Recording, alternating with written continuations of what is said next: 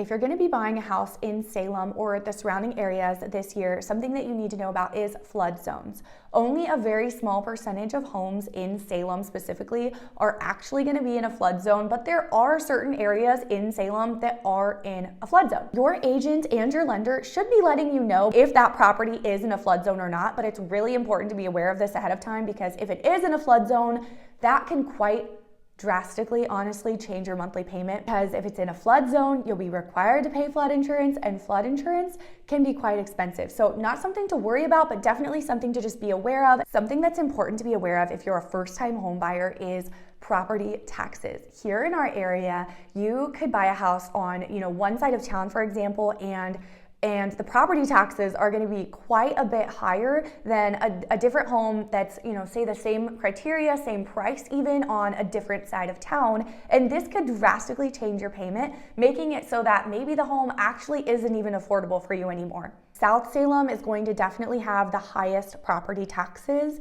In Northeast Salem, there's even some sides of town where if you buy a house in the right spot, you can be outside of city limits, meaning that you'll be paying county taxes instead of city property taxes, and that could drastically save you quite a bit of money as well. Then of course, there's a pretty good handful of towns that are on the outskirts of Salem in pretty much every direction that are going to have quite a bit lower property taxes than in Salem specifically as well. If you are going to buy in 2025, feel free to shoot me a message anytime. If you're local, I'd love to meet you for coffee and talk about the process and what you want in a home. If you're not local, reach out to me and we'll set up a Zoom call and talk about the process and what you want in a home, and I'm excited to get to talk